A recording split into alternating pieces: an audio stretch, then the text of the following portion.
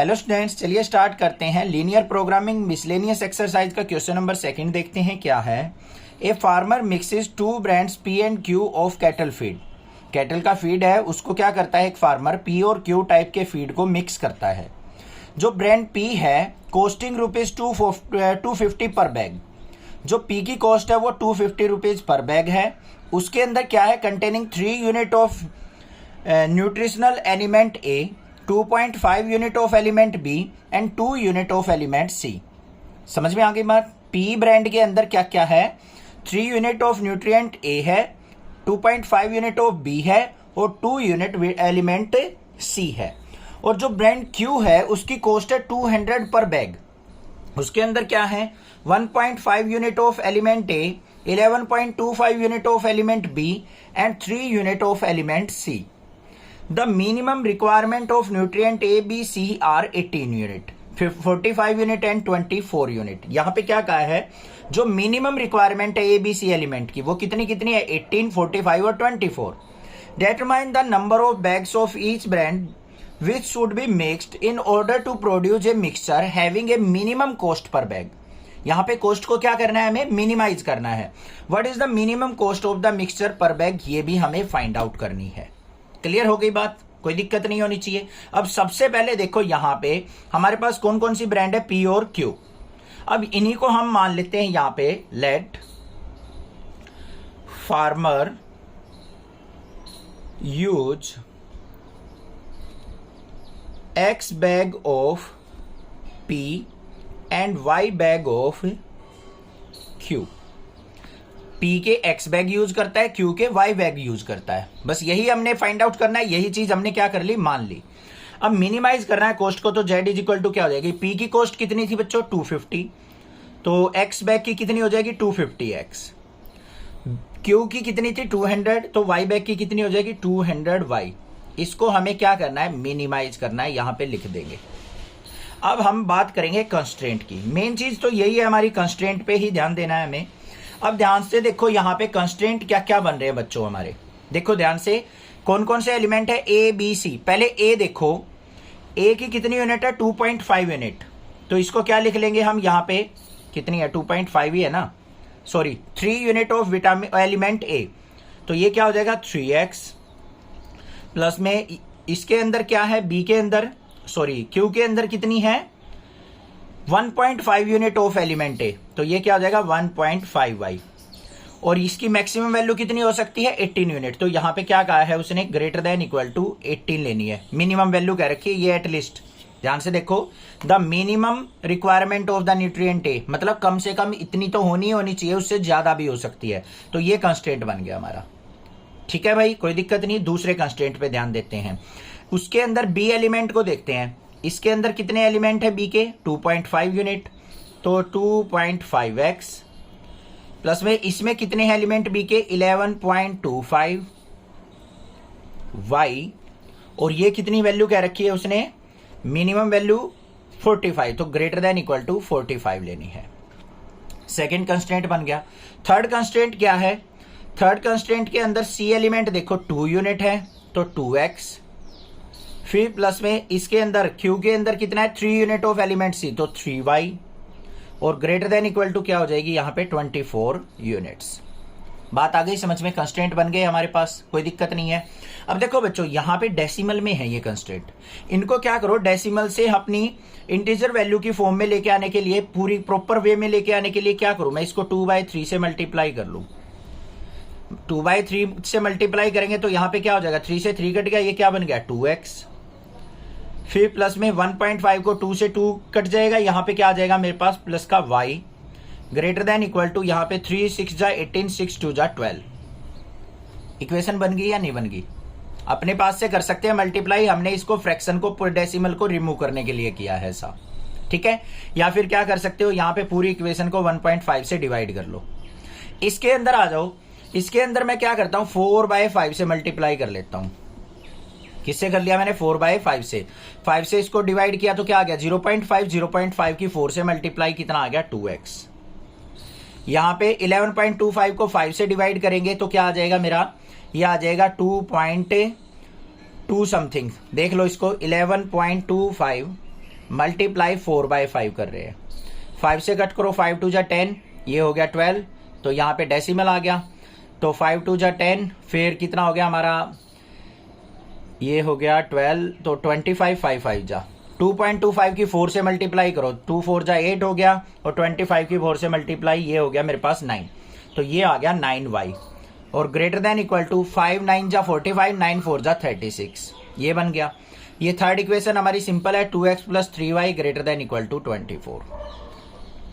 अब इनको इक्वालिटी की फॉर्म में ले लो, 2x plus Y equal to 12, 2x plus 9y equal to 36, और 2x plus 3y equal to 24। ठीक है भाई, क्लियर हो गई बात, कोई दिक्कत नहीं होनी चाहिए। अब इसको हम क्या करेंगे, टेबल की फॉर्म में हम अपने कोऑर्डिनेट फाइंड आउट करेंगे इसके, ये x ये y। यहाँ पे x की वैल्यू 0 पुट की, y की वैल्यू 12 मिल गई, y की वैल्यू हमने 0 पुट की, x की वैल्यू 6 मिल गई। इस पे आ जाओ, x और y, देखो अब कितनी इजी वैल्यू हो गई हमारे पास, नहीं तो यहाँ पे डेसिमल पे वैल्यू आती, ग्राफ प्लॉट करने में ही दिक्कत होती। यहाँ पे x की वैल्यू 0 पुट की, y की वैल्यू 4 आ गई, y की वैल्यू 0 पुट की तो x की वैल्यू 18 आ गई, y 0 पुट करेंगे 2x equal to 16, x equal to 18 आ गया। इसमें आ जाओ, x की वैल्यू 0 लो, y की वैल्यू 8, y की वैल्यू 0 ली, x की वैल्यू 12 आ गई। ठीक है, ये 0 वैल्यू यहां पे पुट करनी है, 3 इंटू 0 0 हो गया, 2x इक्वल टू 24, x की वैल्यू 12 आ गई। बात आ गई समझ में। अब चलते हैं अपने ग्राफ के ऊपर। तब तक मैं ग्राफ की लाइन ड्रॉ करता हूं, तब तक आप कोयल की आवाज सुन सकते हो, मस्त वाली आवाज आ रही है, सुन रही है ना?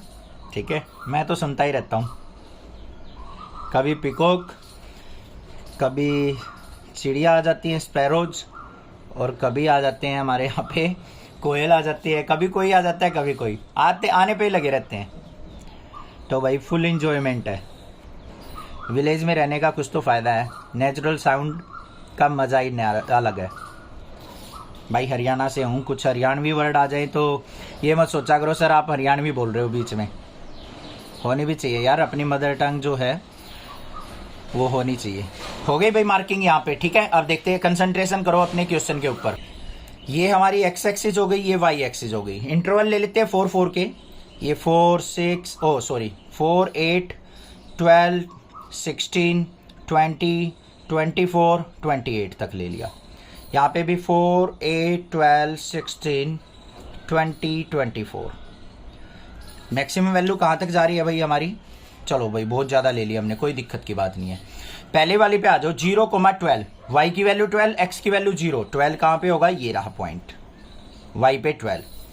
दूसरा क्या है, 6,0, x की वैल्यू 6, y की 0, 6 कहाँ होगा? 4 और 8 के बीच में, ये पॉइंट हो गया भाई। हमने क्या कर देना, इन दोनों पॉइंट को ज्वाइन कर लेना है, तो ये कर दिया हमने ज्वाइन। ये कौन सी वाली लाइन थी हमारी? ये वाली थी 2x plus Y equal to 12 वाली, लिख देंगे ऐसे। दूसरे पे आ जाओ, 0,4 है तो ये पॉइंट हो गया हमारा। 18,0 है, 18 कहाँ होगा हमारा? 16 और 20 के बीच में, ये पॉइंट हो गया। इन दोनों पॉइंट को भी हम क्या करेंगे, आपस में ज्वाइन कर लेंगे। कर दिए भाई ज्वाइन। तो ये वाली लाइन कौन सी हो गई हमारी? 2x plus 9y equal to 36। लिखते जरूर चलेंगे, ठीक है, गलती नहीं होगी फिर। तीसरी में क्या है, 0,8, तो 8 वाला पॉइंट ये हो गया, और इधर 12,0 है तो 12 वाला ये पॉइंट हो गया। अब इन दोनों पॉइंट को भी हम क्या कर लेंगे, आपस में ज्वाइन कर लेंगे। ये कौन सी लाइन आ गई हमारे पास? 2x plus 3y is equal to 24।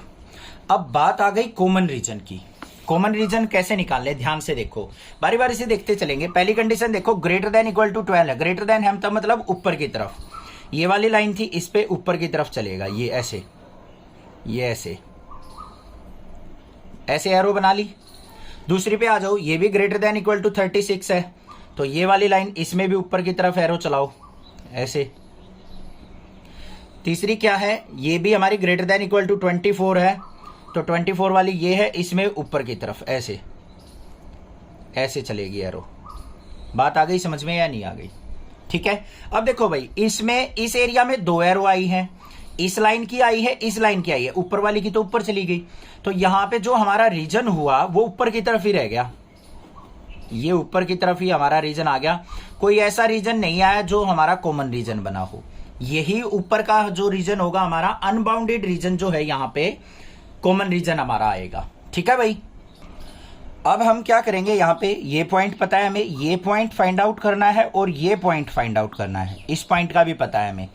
इस पॉइंट को कैसे फाइंड आउट करेंगे, ये वाली लाइन जो जा रही है 2x + y = 12 और ये वाली लाइन 2x + 3y = 24, इन दोनों को आपस में सोल्व आउट करके ये वाला पॉइंट कैसे निकलेगा, इस लाइन को और इस लाइन को, इन दोनों को सोल्व आउट करके। तो ये दोनों पॉइंट मैं फाइंड आउट कर लेता हूं और देख लेता हूं क्या आते हैं।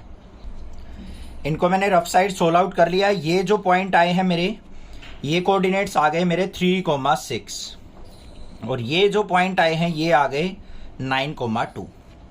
इजिली कर लोगे ना, बहुत सारे क्वेश्चन में कर चुके हो, टाइम वेस्ट नहीं होगा इसलिए मैंने कर दिया। आपस में सोल्व आउट करना है कोफिशिएंट इक्वल करके। ठीक है भाई। इस पॉइंट में इन दोनों को सोल्व आउट कर लेना, इस पॉइंट में इसको और इसको सोल्व आउट कर लेना। एक्स के कोफिशिएंट इक्वल दे रखे हैं, बहुत जल्दी सोल्व आउट हो जाएंगे। पॉइंट आ गए। ये पॉइंट हो गया हमारा 0,12, इसको मान लिया A, इसको मान लिया B, इसको मान लिया C और इस पॉइंट को मान लिया, ये कौन सा है हमारा 18,0, ये हो गया D पॉइंट। तो यहां पे क्या हो जाएगा हमारा feasible region is unbounded and point देख लो क्या क्या हुए। A के पॉइंट क्या 0,12, B के पॉइंट्स क्या है 3,6, C के पॉइंट है 9,2 और D के पॉइंट है 18,0। भाई सोल्व आउट तो कर लोगे ना इनको। देखो ऐसे थे, इन दोनों को सोल्व आउट किया था। 2x + 9y = 36 और 2x + 3y = 24। घबरा जाओ कहीं, इसको माइनस माइनस माइनस, ये सोल्व आउट 9 में से 3 गया, 6y = 36 में से 24 गया, तो हमारे पास कितना आ गया ये 12। तो y की वैल्यू क्या आ गई यहाँ से 2, तो ये आ गई थी y की वैल्यू 2। ऐसे कर रखे। ठीक है, कर लोगे ना। y की वैल्यू पुट करके x की निकाल लेना। इस पॉइंट के लिए इस इक्वेशन और इस इक्वेशन को सोल्व कर लेना। ये आ गए। अब हमारे पास जो फंक्शन था भाई, ऑब्जेक्टिव फंक्शन, वो क्या था, z = 250x प्लस में 200y, यही था ना ऑब्जेक्टिव फंक्शन। तो यहाँ पे सबसे पहले एट ए पॉइंट देखते हैं, x की वैल्यू 0, y की वैल्यू 12 पुट करो। तो z = क्या आ गया 250 × 0 प्लस में 200 × 12, कितना आ जाएगा ये मेरे पास, ये आ गया 2400। दूसरा एट बी पॉइंट देख लेते हैं। बी पे क्या है 3 और 6 पुट करना है। तो z = क्या आ जाएगा 250 × 3 प्लस में 200 × 6, तो ये कितना आ जाएगा 250 की 3 से मल्टीप्लाई 750 प्लस में 6 2 जा 1200, तो ये कितना आ गया 12 और 7 के आ गया 1950। एट सी पॉइंट देख लो भाई, z = क्या आ जाएगा 9 और 2, तो 250 × 9 और प्लस में 200 × 2, 250 की 9 से मल्टीप्लाई करेंगे तो ये कितना आ जाएगा मेरे पास, ये आ गया 2250 और प्लस में यहाँ पे 400, तो टोटल कितना आ गया ये 2650। भाई छोटी मोटी कैलकुलेशन हो ना, ध्यान दे लेना, कहीं गड़बड़ हो जाती है कई बार। एट डी z = 18,0 पुट करना है, तो 250 × 18 और प्लस में 200 × 0, 250 की 18 से मल्टीप्लाई करेंगे, ये 45 आ गया, 00 आ गया, 4500 आ गया। अब हमें क्या करना था, ध्यान से देखो, मैक्सिमाइज करना था या मिनिमाइज, वो देखो मिनिमाइज करना था। मिनिमम वैल्यू कहां पे आई है हमारी 1950, तो यहां पे क्या लिखेंगे हम, मिनिमम z इज 1950 एट क्या क्या वैल्यू पे आई है हमारी, ये बी पॉइंट पे आई है ना। यहाँ पे P जो है 3 होगा, 3 बैग्स, और Q के जो बैग्स होंगे वो 6 बैग्स होंगे। बस ये चीज हमने फाइंड आउट करनी थी। क्लियर हो गई बात, कोई दिक्कत नहीं होनी चाहिए। 3 बैग ऑफ P होंगे और Q के कितने बैग होंगे, 6 बैग होंगे, और टोटल कॉस्ट जो आएगी 1950 आएगी। कोई भी दिक्कत लगे आप मुझसे पूछ सकते हैं, अदरवाइज चैनल को सब्सक्राइब कीजिए, लाइक कीजिए और शेयर कीजिए। Thank you students for watching. Next classes video.